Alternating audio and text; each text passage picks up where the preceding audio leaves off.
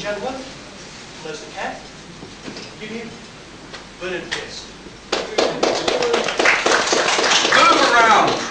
Keep moving around. I think there's more of you. Right. Why are we here?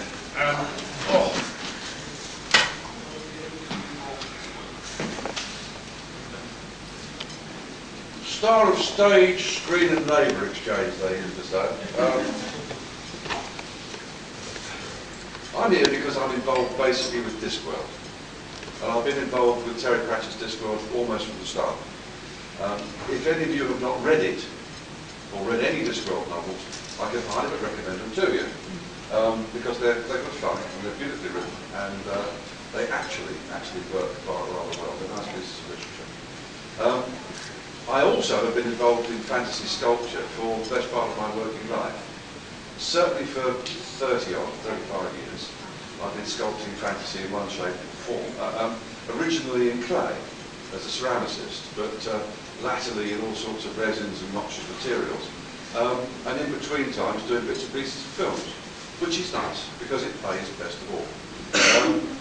Recently I've done a little bit of writing and with Terry, which was good fun. And I run a visitor centre, and I get involved pretty much with all areas of fandom as far as Discworld is concerned. So that's my background.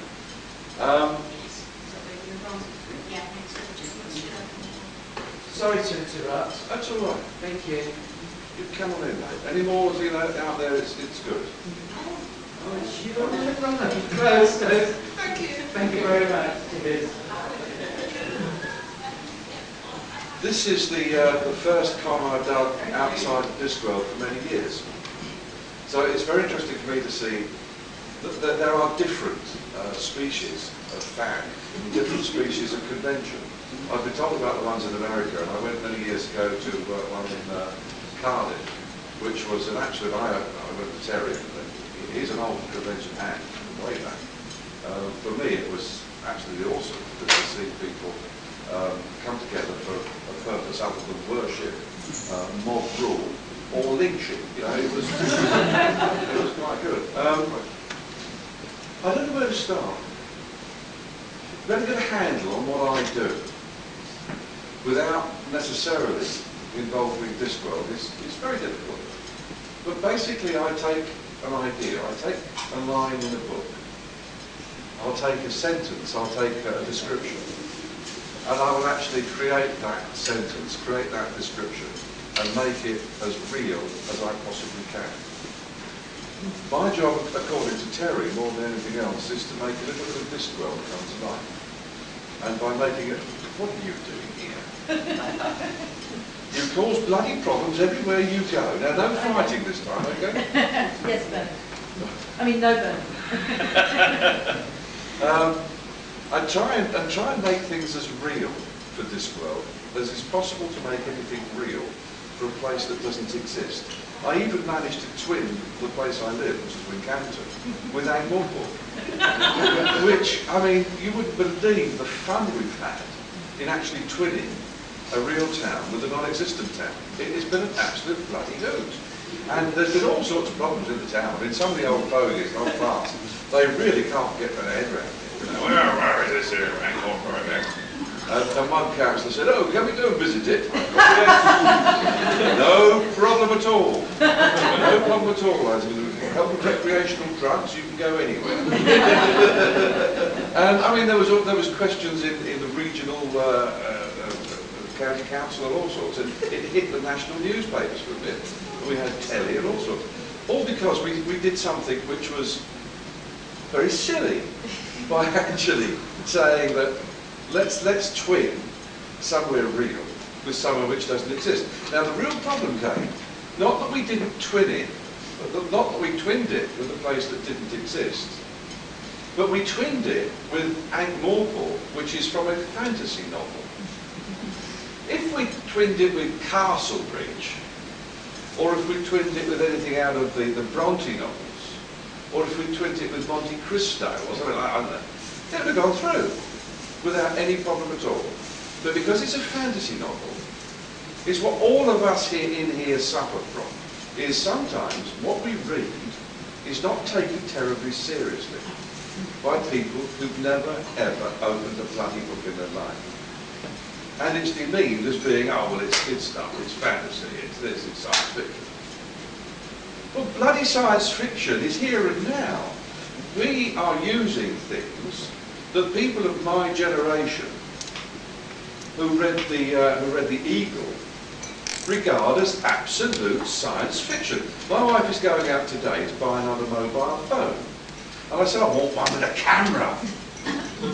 Terry's got one with a camera. Then he sent me a picture of him on the phone. I want one. He didn't know he'd done it, mind. Where are you, I said.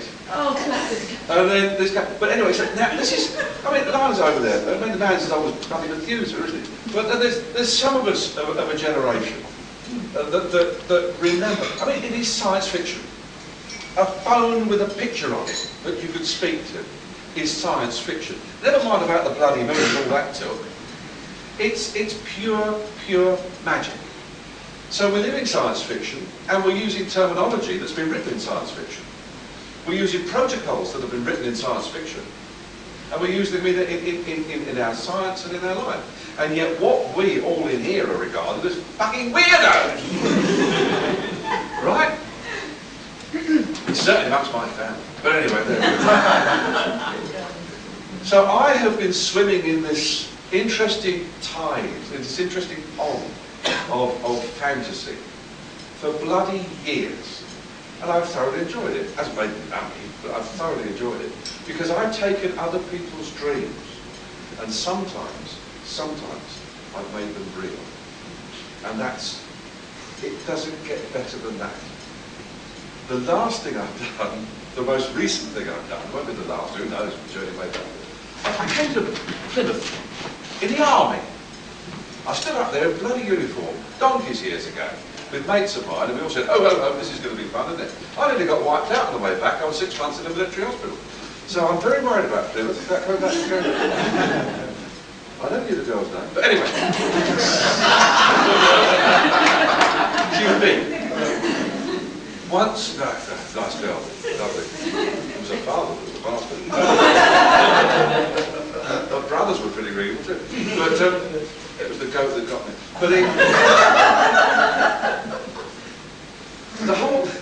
But the recent thing I've done is to create Discworld postage stamps. It was a joke. I hope nobody's offended by strong language, because I fucking well swear. I can't help it, but I bloody will do. But anyway, I made these damn bloody things. It just as a joke. It was a joke. I said to Terry, look, when Stephen Briggs comes in, all right, don't ask him about Clatchy and Gray, okay? I had a picture of Stephen which I used for a small coin a couple of years ago, named $1 So I got a picture of it. And I stuck a skull cap on it, and this, that, and the other. And just as a laugh, well, it's accidents, isn't it? Most of life is accidents. In fact, 2 of my children were accidents. One, sir. And I was the result of 40 hours out of leave. I know that. But accidents happen. I went into a printer's office. I was talking about doing some bits and pieces. I went to this printer's office, and there was a book. Just in the old printers, I mean, there's piles of paper and shite everywhere. And there was this book, and it was about stamps. And I was just, stamp. And I turned the page, and it was a hardback book, beautifully presented, lovely book, I mean, a real book. And we believe what we read in books, don't we, ladies and gentlemen? We do, because we've been programmed. If it's in a book, it's real, you see, so. And I picked this book, and it was a book about stamps, George V stamps, or George V stamps. Well, and it's nicely illustrated. I put like that, look. And it was the 1938 Barbados marijuana stamp. Now, I know a little bit about this plant. I had grown it in a police station garden. It is absolutely true. It's a story I'll tell you if you all get pissed enough. And I mean, no, so you'll be bored out of your skull anyway. But yes, I have grown marijuana in a police station garden. And I was a policeman at the time, which was a bit of a problem. But anyway. So I recognised this plant. And on a stamp. In about 1937. So I said to this guy, God, I said, they were enlightening times, weren't they? No, he said. It's a spoof. The whole book's a spoof. He said it's been produced by a stamp collector. It's a private publication. There's about 120, 150 copies. They're all going out to his friends in the stamp fraternity. He is an internationally renowned collector of George V, whatever it is, stamps. And he's done this as a joke. And you go through the book, think, well, and there's all these, and they look real. And there's a bloke being bitten by a shark, and it was, all sorts. It was superb. So I said, I don't suppose I could borrow this, could I? No, he said, well, no, I wouldn't say money changed hands. But he was richer, and I had a book.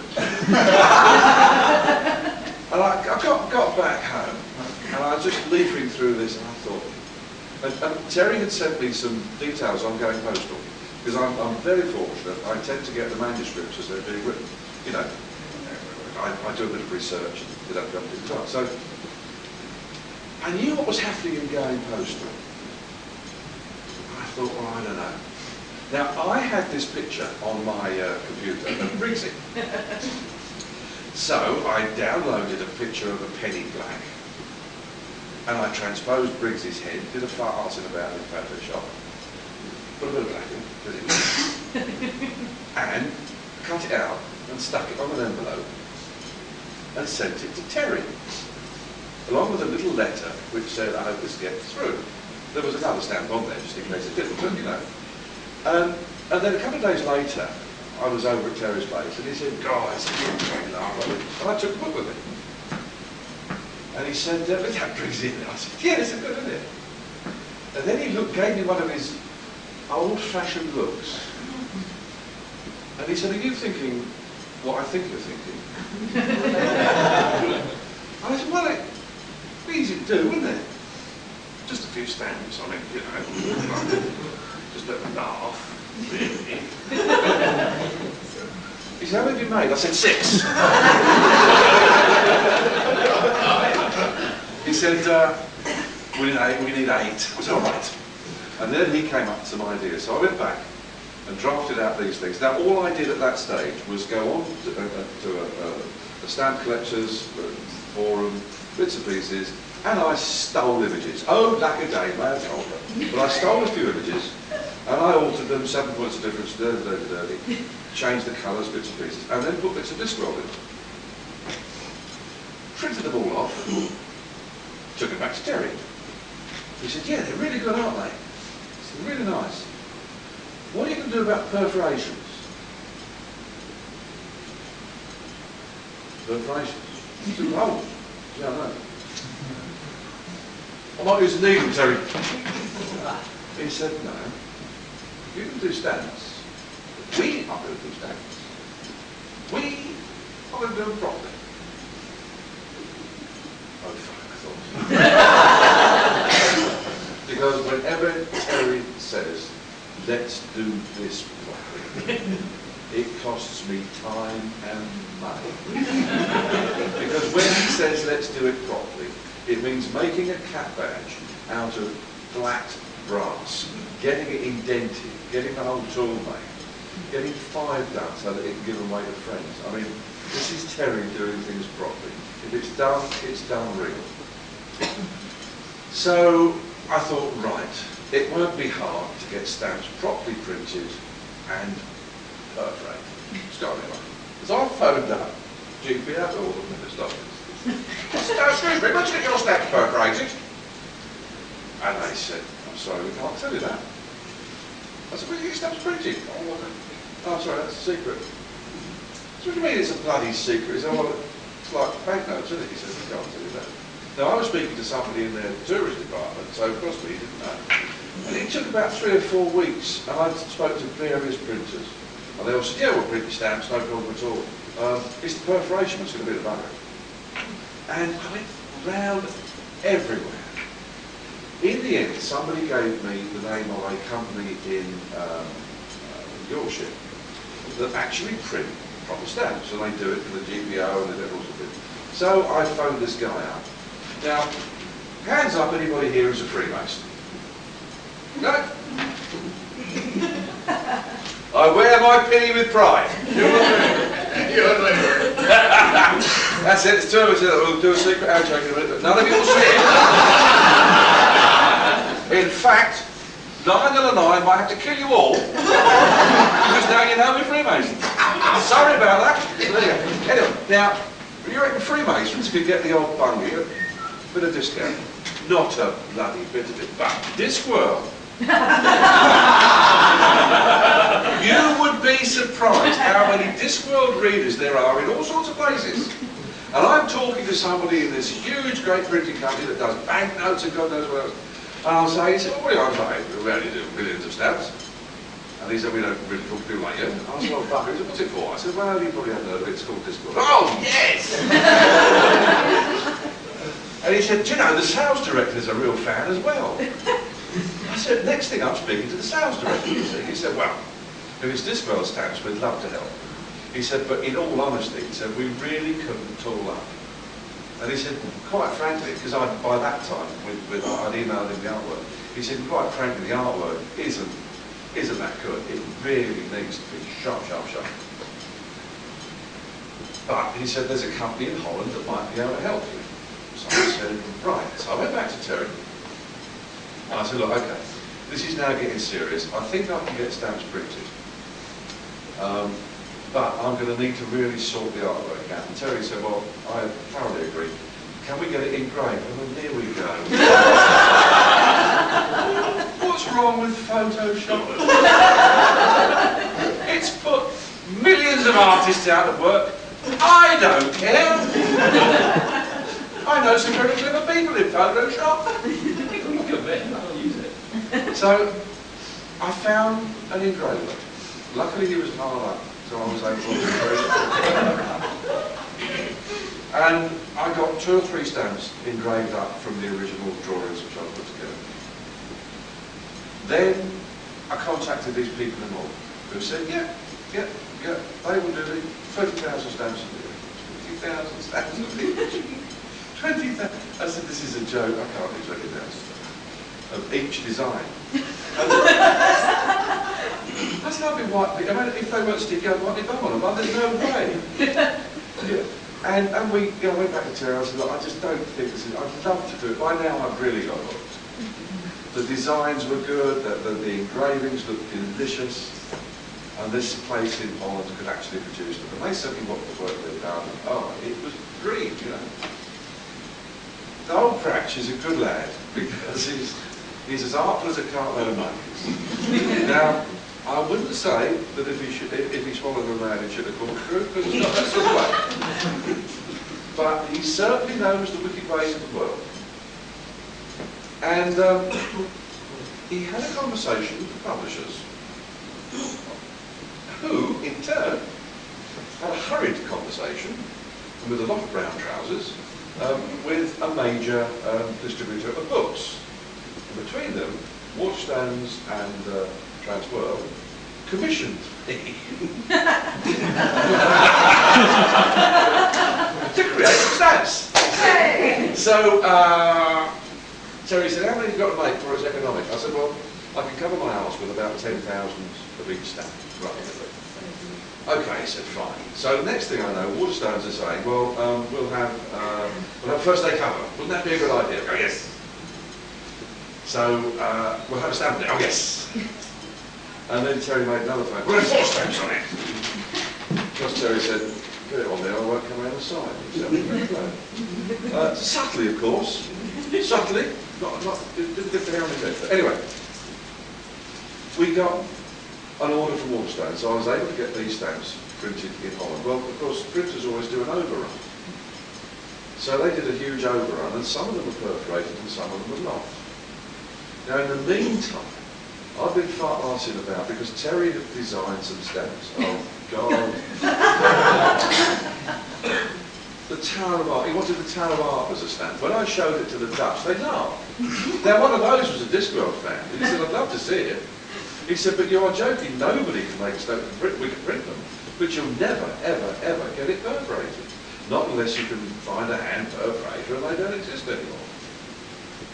But still, we went through, we actually got the stamp engraved, and then Terry had to, he's I don't want to bore you. Am I boring you? No. I like to get, I'm not boring, die.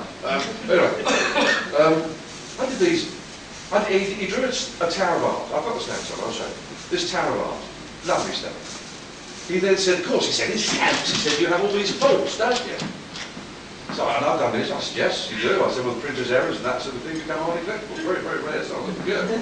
He said, well, let's draw some in. I said, Terry, you can't draw them in. Why can't we? I said, well, it's not done. Well, it is now, he said. Now, the Tower of Art stamp, I've got pictures of it. Is there a thing, a big bit of cardboard up the end there in my bag? Bless your heart, thanks, old mate. And I'll show you this Tower of Art stamp. I drawn it up, and then we got it engraved, and it looked really lovely. And Terry said, what we ought to have is a little man falling off the tower. Now, I'll pass this round. Don't get your thumb marks on it. But that was the Tower of Art as I'd roughly drawn it up, then got it engraved. A little man falling down, and a splash of the water. I mean, typical bloody Pratchett, isn't it? We did another one. He's not here, is he? No, good. We've called it the Eminent Green, because we did this penny black to Stephen. And it was Terry's idea. Stephen is young, fit and healthy, could knock 7 shades of shit out of me. And so it was not my idea, but some bastard actually cut away a bit and made the hair look a bit white on one of the stamp plates. I don't know how that happened. And that was printed in. So we had all these sort of sports, which they call sports going on. But I couldn't find.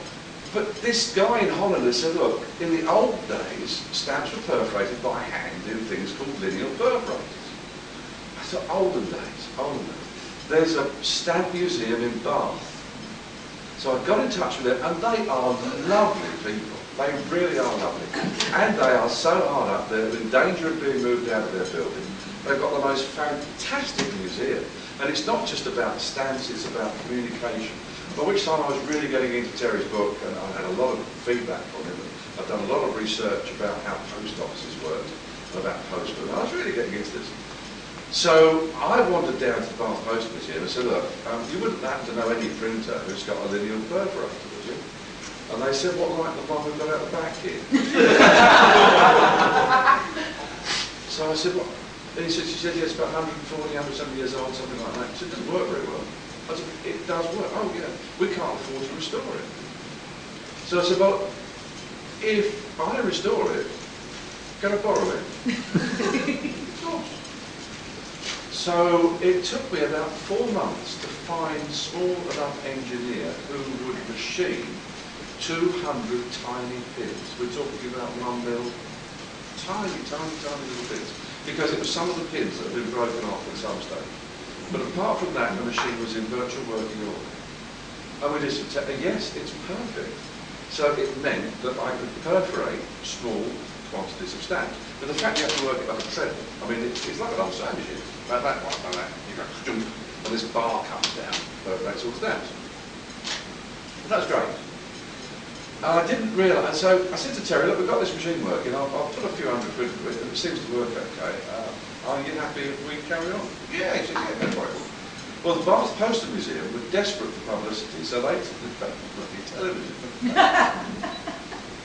Now, Terry, I said to Terry, look, let's just do some publicity shots for the Bath Postal Museum. And he said, yeah. He said, look, I'll dress up if you do. Now, it's all right for him. He's a standard stock size. If I go to anybody that's clothes and equipment and that sort of thing. But the nearest I could get to is a tent maker. So the only thing I could do was to make I made a hat out of paper, because that's what printers used to wear. I've got my hat on, was it? So we go there, and then all of a sudden the television cameras turn up. And Terry says to me, "Do you have anything to do with this?" I said, "Trust me," he said, "fucking don't." I said, "No," I said, I knew there would be publicity. I said, "I thought there would be a couple of papers. I told you there would be a couple of papers, but not this." So he's standing there with his top hat on and bits and pieces, and then we started to perforate the stamps. But of course, the machine worked perfectly the day before. It didn't work at all when he was there. And so we're chopping up these bloody things, and he said, "Have you got any other stamps?" I said, "Yeah, I've got some done here." So we're putting them underneath.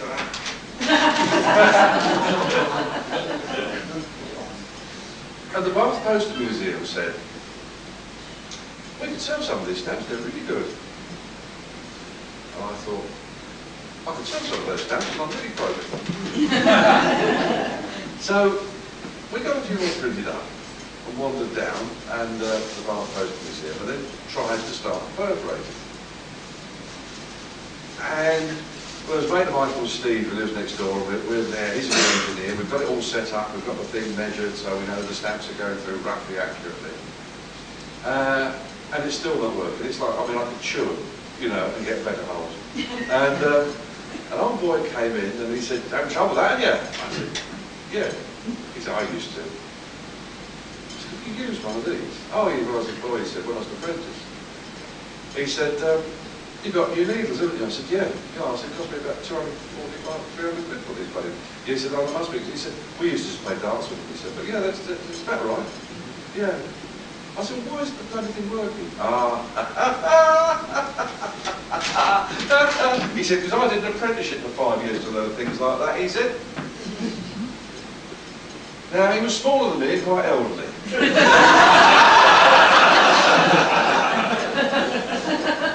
And I had been a policeman, so I got the hit without bruising. I took him for a treat. Anyway. After a couple of, I don't know, quite serious, after about 3 bloody whiskies. He's sitting in the pub, which is opposite the Bath Poster Museum. He says, "You don't find out about that, of course, because we're bastards, isn't it?" He says. So I said, "All right, all right. How much?"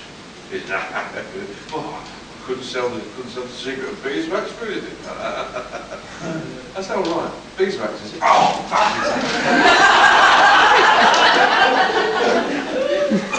He came back over and he said, "Yeah, because what we used to do, you beeswax, the cone, they call it, the beeswax, the cone." He said, "You do that once every 2 or 3 days." He said, "It works straight." Old Steve rushes out, finds a place that sells a lot of beeswax. We strip the cone out, beeswax in, and it's perfect. Now, this leads to another problem. We perforated, I don't know how many thousand stamps that look as though they've been chewed. We're perforated, I don't know how many thousand stamps that look hand perforated. They're not exactly straight, but they're good old. They're now appearing on eBay for anything up to 170 quid. And the early ones that Terry and I did in the shop, before and after, I don't know how much they're fetching, but it's suddenly become a joke. And a little bit of Discworld, which I wanted to make real, I'm now selling bags of stamps. They're now being collected. We've had to write, Terry's helped me write the Stanley Howler stamp journal. A bumper fun book for children. Lovely. Well, that's only Howler, you see. And so we've got this bumper fun book coming up. And it's really very bizarre. And I'm designing at the moment a stamp album that we go to. And I've really got into this. And it's really very, very silly. Now people could buy a real piece of Discworld for 20 pence. Now ladies and gentlemen, I've been making stuff like that most of my working life. A building at the end. And some of them are puck size bigger and heavy and enormous. And my dear old wife has been packing them up and sending them down to the post office, struggling down the post office for years. And I've got a pot of piss in. And all of a sudden, I'm selling tiny, gum bits of paper that are going all over the world. And I'm giving people for 20 pence a little bit of Discworld. And it's bloody lovely. Which means I can afford to come here this weekend. That's going to be the longest advert I've ever heard of my life. That's it. Does anybody want to answer any questions?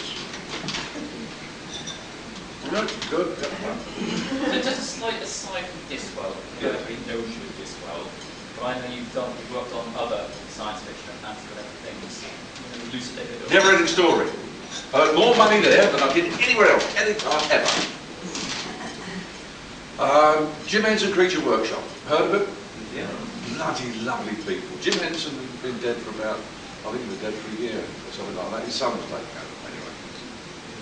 They got into a bugger's muddle. They were filming Never-ending Story 2. Or Never-ending Story 1. That's it. And they got this thing called rock fighters. Remember the rock fighters? Well, what had happened was, they had, somebody had been going around Camden Market, and in those days, I used to sell a lot of my ceramics on Camden Market. There was a guy I knew, we used to do some deals together, and I'd supply him with the stuff, and he'd supply me with some really good red lead and some money, which was nice, because it was very good. And it was a very nice exchange. One of the big pieces I had sculpted was this huge rock-like figure. And I'd used a sculpting clay called marble, which is very grainy and grotty, it's lovely. And it was something that had gone in the back of the kiln and overfired, as it happens, you know, got it pistol on it. And so it all got like that. And it looked really gruesome. But he'd taken it away, and somebody from the studio had bought it. Well, they'd started to start us around the drawings. Now, we're talking almost before certainly before computer graphics really came in. It was still all done with stop-go animation and with models and that sort of blah. And this guy phoned me up. He said, look, we want to use this as a character. We call this rock fighters. He said it would look really good. Could you help us? So I said, sure. I can't remember the year. I know I was broke. And we all, you know, I was broke. So I said to, he said, well, how much? And I said, well, it'll be a couple. Now, I'm at a couple of £100. He said, yeah, we can do that. Yeah, you can have £2 on it.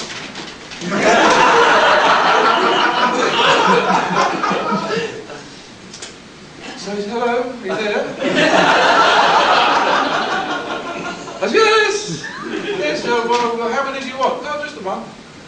He said, we could deconstruct it. He said, what we'd like is a really big one, so that we can really photograph it and work out how to make one.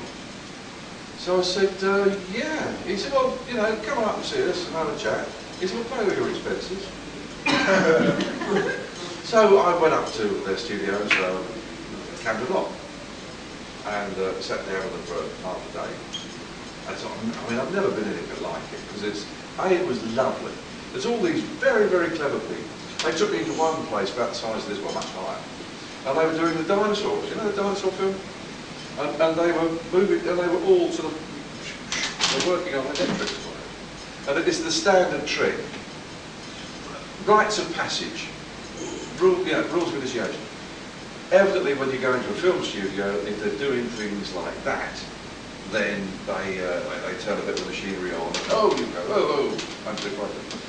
In the police force, the rite of passages, they take you into the morgue. It's true. And they say, well, you're getting morgue duty, just have a wander around here. And then the lights go out and the corpse sits up. It's true. Because they don't know about it. Luckily, I had a cousin, fellow Freemason, who was in the job, and I didn't go to it. I went to it. But anyway, so I knew that this corpse was something was going to happen. So luckily, I was prepared. But otherwise, it can be quite an experience. But anyway, into the film studio, and they make all these things move like that. It's lovely, you know. So we sit down and we chat and we get on. And they said, well, we want this rock fighter. They really briefed me well, and they got the visuals and Christ knows what else. I went back to the workshop. I thought, well, I'm getting 2,000 quid for this. It's got to be really, really, really good. Now, I had an apprentice in those days. I'm a master potter. And there was a young man who had come to me when he was about 14 to work after school. His dad had died of cancer. He had a lovely family, lovely family. And he had more talent in his little finger than I had in my entire body. He was one of those kids who was awkward bastard, always getting into trouble. But he was such a lovely grin and such a lovely, beautiful human being. And as I say, so incredibly talented. Well, Isabel and I had sent him off to art college. We made him a proper apprentice, 3-year indentures, and then sent him off for a year to art college. He lasted 6 months. He said, they can't teach me anything, and they couldn't. And when I contacted the art college and said, look, he's on a foundation course, you should be doing it, they said, look, he is streets ahead of anything we've ever had. We can't hold the lead there. If he wants to come back, and he said to me, look, either you let me come back and work with you, or I'll chuck it all in and go and work on the roads. So I said, okay, come back and work. And that was at about that time, and I said to Lee, okay, we've got a real bastard project now. We've got to do something which is so big, it won't fit in the kiln. It's got to look as though it's real rock. And we've got to do it in such a way that sometimes it could be articulated. Now, we were living in just outside Braced Edmund, so it's an area very rich in flint. So Lee and I spent about 2 or 3 days gathering bits of flint. And we were getting bits of flint, we were putting them together and seeing how they fit in. And seeing what sort of muscles they made. And we actually built this rock fighter with flint and milliput and tiny bits of stainless steel and all sorts of shit in between. And it looked fantastic. I got Lee and I took it to the studio, and they loved it. They loved it. And that was the rock fighter. And that was the one job I'd done that I could actually say, well, I've seen that on film. The other job I got involved with a bit was years and years ago when they were making Alien. I went into a workshop with a friend of mine who was a photographer, and he had this fantastic pictures of an artist I'd heard about called Geiger. Never seen much of his work. And Geiger had been working on this massive structure. I didn't know what it was. Colin Turner said to me, they've got real problems now, he said, because they're finding it very difficult to actually sculpt the shape. Because, you know, I said, well, what were they using? And they were using, they were trying to use milliput, clay, and all sorts of bits and pieces. Well, I had worked many, many years ago in the automotive industry. And I was taught sculpting more by Henry Ford than by anybody else. Because in the old days, cars used to be sculpted in wax. You had a stuff called American wax, which is a brown sticky wax, and you would make a full-size car. You would get the drawings out from the design office, you would make up various shapes in what were known as cones, and you would build huge wood blocks, and over that you would smear this wax, filthy job, and then you would start to comb it down till you get the shape. And you made a perfect car. It was absolutely one-to-one scale. Then another department was doing the interior and the dashboard and that sort of thing. So I worked a little bit on that as a kid, you know, that a bit. And so I knew that this stuff was American wax, and I knew that you could work it very quickly, then you could put a hairdryer on it and it would go really hard. If you were really naughty, you could then get one of these sprays that spot welders use to coal down metal. It's dangerous stuff, and it freezes off. And then you've got a tremendous finish. And so I said to Colin, well, they ought to try American wax. I said, it's old-fashioned, you still got it, I'm sure. So with that, I was whistled off over to a studio in Hertfordshire, and they said, well, we've got this American wax. So I said, right, well, how much have you got then? He said, well, we ordered a ton. We didn't know how much you'd need. I said, well, how much that cost? Oh, it's about 8,000 quid, wasn't it? I mean, we're going back a lot. I was wondering, Max, you know, I mean, I said, a ton's probably a year's supply, of course. Oh, we're in a bit of trouble getting it. So I had a working drawing of where the creature sits in the, you go in the shop goes working right the way in, and you get the fossilised chair which the creature itself is almost attached to, it's grown from, and that comes up into what is a control panel. Now Geiger had drawn that, and they'd made some parts in fiberglass, but what they couldn't get was the mix of mechanical and organic. Because it goes, you know, you've got a cube and you've got a small piece of intestine. One is soft and floppy. I was going to be rude from there. You get one is soft and floppy, and then the other's very hard, and you've got to get those two working together. So structurally, yeah, you can glue one to another, but you need something which takes the eye, which you can almost feel inside your head, which takes that line and makes it real. And wax was perfect for it, because I was able to comb the wax in, and they were using all sorts of pipes and bits and pieces dropping it down. And then they made this huge construction. I was paid a couple £100 quid, it was not, you know, and it was really good. But I saw it later on the film, and I've got photographs of the bits I worked on. So I did a bit of that, and that was nice work. But I found film work, the little bit I did, was frantic. These guys earned a lot of money, but then they wouldn't work for 3 or 4 or 5 months. And it was all who you knew. And it was all down to contacts. I mean, most of life, most of what all of us do here is down to contacts, is down to people we know. People never go at Freemasons, you see, because they say, well, of course, you always look after one another. No more than you would do in a golf club, no more than you would do in a knitting circle. It's just that we've got handshakes to go with it, and we wear some seriously good pinnies. But so it was all about. So I didn't do any more. I would like to have done some more work in within films, but I was then back to being a potter and another. And this company decided to called Aircraft and become quite successful. And so that's another story. Really. What else do you want to know? Meaning life? Just one thing. The artwork before Kidby. Yeah.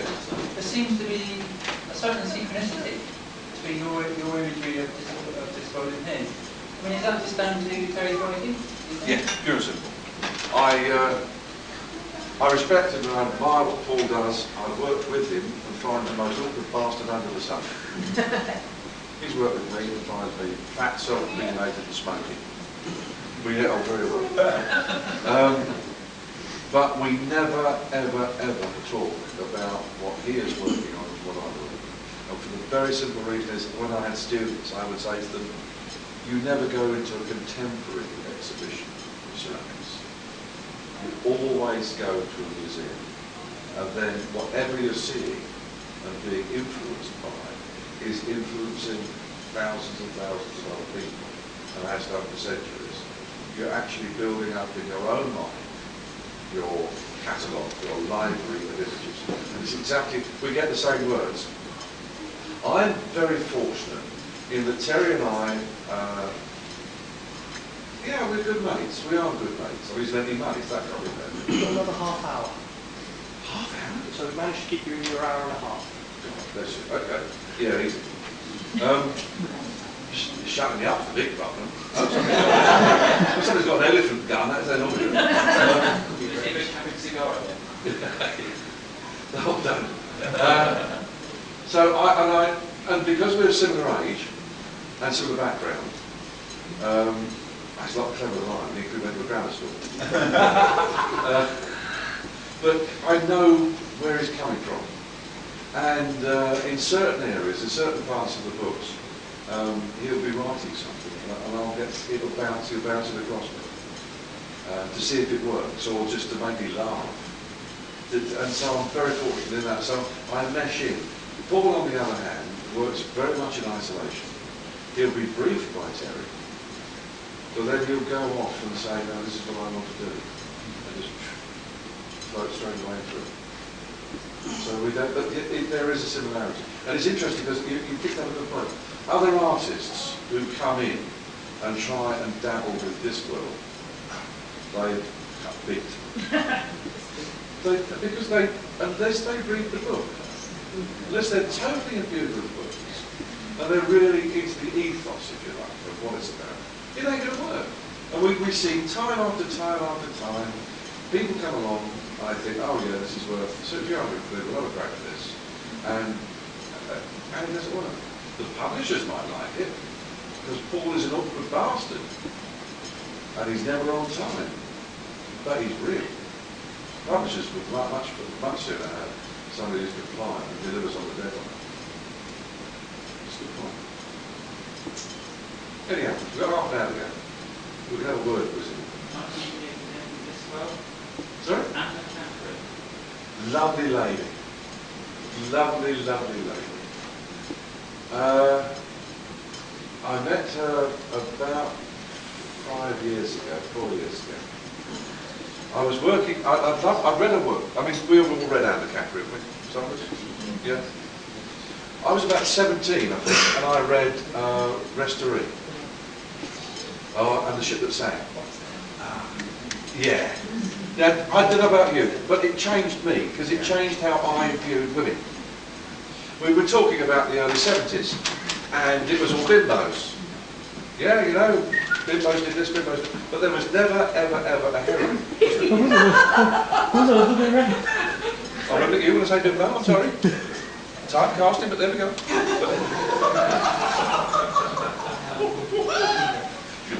You haven't seen the t-shirt. Makes an old man happy.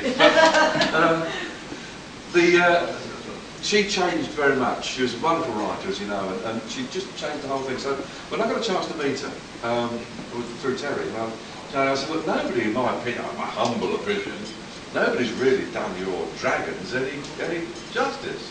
I've never seen a good piece of sculpture of your dragons. And she said, nobody's got it right. So I said, could I have a go? It took me best part of 2 years. The body of the dragon wasn't a problem. I mean, what she had written was basically a bloody horse, because she's into horses, as you know. And she's a fabulous horsewoman in her day, and she keeps horses and she loves horses. And she'd basically written a bloody horse.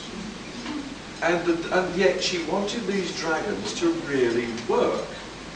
And then you start looking at the dynamics of how a dragon works. You know, where the bone structure is going to be. Okay, it's got to have an avian bone. It's got to be a very light but very strong bone. It's got to have huge muscle structure. There's got to be a certain amount of aerodynamics to it, you know, and all this sort of thing. So I really went into that at huge length. There's been a couple of books actually written by them and illustrated by some quite famous people about dragons. And I borrowed on that and looked at that, and in the end I came up with the sort of body that she liked. But it was the head. Real prop. And I must have sculpted this bloody thing, hundreds of times. And I'd photograph it and send her a picture, and she said no, she said it's nearly there, it's not far. In the end, my wife and I went to stay with her. She said, well look, come over and stay with me for a few days, have a week with us. And I went over and stayed with her in a lovely house and a lovely, lovely lady. And she was so nice. And I had a little bit of space and a worktop, and I'd sculpt a piece of dragon, and she'd come in and she'd say, nearly there. And in the end, I sculpted a horse's head. And just elongated it.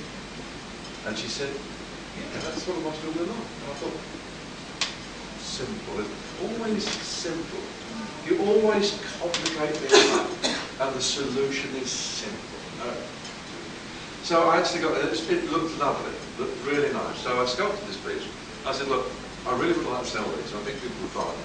They won't be cheap because they were huge. I mean, it's a big piece of sculpture, and I'm going to put it on a piece of rock, so it was leaping out. You know, it's dynamic. It's a lovely thing. And she said, yeah, I don't have a problem with that at all. She said, of course you can. And she said, yeah, you have my agreement. You can do these for as long as you want. She said, obviously not last month. I said, of course. She said, you know, same arrangement as Terry, if you're happy with that. Oh, yeah. So we started on it, and we sculpted these things up, and we put them on the web. In the meantime, her son, who I'd met, who she called large and in charge, he had decided to do a film deal. And without thinking, she'd signed the film deal. She'd given him power of attorney to handle all this side of the business. And there were merchandising rights.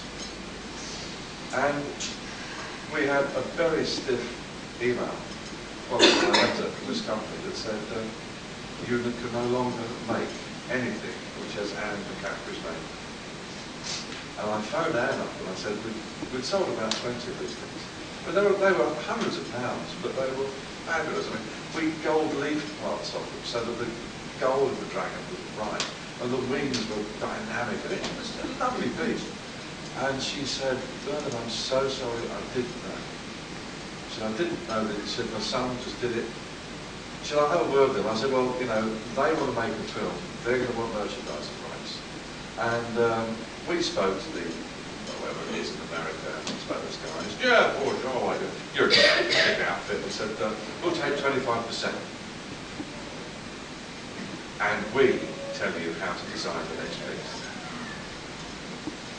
So I said, does Anne still get her 10%? That's on top. 35% on top of what I was selling it for. Or on 25% on top of what I was selling it for. But they decide the next piece. And they wanted Melanie. Now I had met, when I'd stayed with Anne, Melanie. I'd met her. She was a stable lass for Anne many years ago, and had been working for Anne for about 15 years. Now she was now a mature lady. But I got photographs of her when she was 14. I'd spoken to her, her bone structure hadn't changed. She was a delightful Irish girl. And I'd done lots of sketches, lots of photographs. And I sculpted Melanie. And I sent the photograph of this piece to Anne, who said, that's lovely. That's really, really how I see it. Then I got an email from this American film company, or they weren't even a film company, they were agents or something, I can't remember the name. It was an agent that was using them. Anyway, it was like a merchandising agent that had got hold of this product. And he said, you no longer talk to Anne McCaffrey, that's not how we see this product. They sent me a photograph of a real headband. And they said, this is the structure we want, because it's for an American preteen market. It's the American preteen market. So you're now telling me that I don't listen to the author, don't talk to her, only through us. There's a contract, you don't talk to her. I said, I have to now sculpt, we'll storyboard it, you hack it out. I said, well, fuck. I phoned Anna, and I said, look, I'm sorry, I can't work with these guys. I really, really can't do it.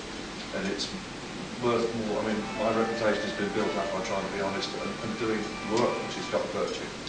Yeah. So, I walked away from it. So I've still got a couple of dragons in my loft, and my kids are getting it. And Melanie was never, ever made. I've got a blank somewhere of the one we made. These have two, so if McCarthy came to you and said you can do them again now, would you? No, not without a lawyer. Because Large in charge. I mean, the problem is, Anne is now quite an elderly lady. And she said to me some while ago she's tired. And she's never made a huge amount of money out of her writing. It's not like Terry. It's not like Rollins. She made a good wage in the 70s, and she bought this wonderful place in Ireland. But since then, it's been tick over time. And she supports a huge family. I mean, I'm not saying they're hangers on, but by God, they're all doing that. and it's just so difficult. If you could talk to an author direct and know that their vision will come through my hands, my Waldo. I'll be their Waldo, to use another times which you do. But no. It would hurt too much too, because I love it too much. She's no lady. But any other, I mean, so, I've spoken to a couple of other authors at the time, trying to get bits and pieces sorted out, but I've just been so busy with Terry's work. I'm just so involved in that. Tolkien, I've got a sugar at Tolkien, of course. We actually did. Am I off time? Am I boring you? Sure. Don't want to piss off, but I want to look at the But Tolkien! I made serious money out of that. Because you see, Gandalf was a real person. He built, or he was a churchman at the time of William the Conqueror, and he built, he was the architect of Rochester Castle, famed Gandalf. So every time the Tolkien Foundation used to come on to me and say, "You cannot sell Gandalf," I go, "This is a churchman who builds castles. In fact, he's got a hood, long beard. He's merely one of those historical victims." There are Ents, fucking great Ents for people's gardens, different out to play, wonderful things with faces on them, but I didn't call them Ents. Now, you know, I'm a great Tolkien fan, huge Tolkien fan, and I was reading Tolkien before I read Terry. And anybody who's read the works of Tolkien and seen the drawings of Brian Froud, you can't but want to sculpt it. You can't, I mean, God, it's lovely. And I really got into it and started sculpting, but in the end, I think the Tolkien Foundation said they would sooner have me inside the tent pissing out. So I used to get regular commissions from people in the Tolkien Foundation. And the last commission I got was a really interesting one. I got this guy, a lovely fellow, come up and he said, "Look," he said, "what I want," he said, "is bag end." So I said, "Right, you want bag end?" "Yeah," he said. I said, "Where's your mountain then? Where's your reel?" He said, "No, I want it so it's about that big." I said, "Well, I'll do it." I said, "But it means effectively I'm just doing an architectural piece with earth on the top." He said, "Yeah. Just want to get a feel how it would work. The dynamics in 3 dimensions. No one's ever done it before." So I sat down and thought about it, and he gave me a budget which was really good. I mean, it was, well, a couple of grand. Huge amount of work. And so I started sculpting. It took about 3 months. It took, another 3 months to mould. What I did was, I made it like a wedding cake, like a tiered cake. The ground came like that. And then you had like a cellar. Then you had the floor on top, which was the bit you saw where the woodland came down or the hill came down and the round door. Then I got, because I couldn't go huge lengths in the back, I took the corridor in the centre, then put all the bits and pieces on the outside, bits and pieces, a huge kitchen with a round window and an old-fashioned pump, bits and pieces like that. And then I went back from the kitchen into, I didn't think you'd have a dining room, but certainly there's mentions of a study and this, that and the other. I went round. Then I took stairs down into a cellar. And at the cellar, I put all sorts of, I put a small secret room in there because, of course, everybody knows they look bad. Just had to do it. And the wine racks, and a lovely wine cellar with little tables and chairs and a pipe on it and candles. And the whole thing was absolutely minute. It was like a piece of jewellery. And then over the dome, I put another little room in there where there were like boxes and cases and that sort of thing. And it was nice. Now we created it and in wax, I sculpted wax. So we took a mould. And Vince, who's worked with me now for 20 years, my mould maker, I mean, that's what took a lot of time.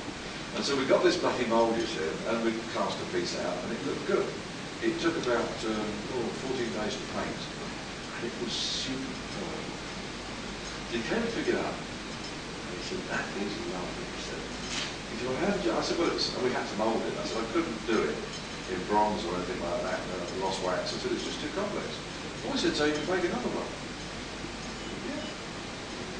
He had 3. One of them went to a certain film producer. And when you see the film and you go into the house, into the borough, it's exactly as I'd sculpted it.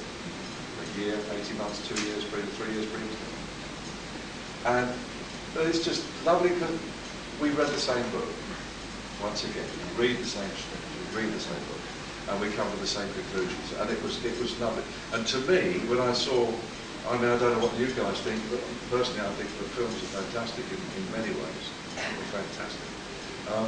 But when I saw what they had done with the words of the master, I was not at all displeased. When I saw what they had done, reading my sculpture into what they'd done, and it was obvious that somebody had looked at it, because there were little signatures. And I thought, that's lovely, thank you very much indeed. Because somebody had got it and said, yeah, you ain't got it bad. I didn't get it too wrong. Ladies and gentlemen, thank you.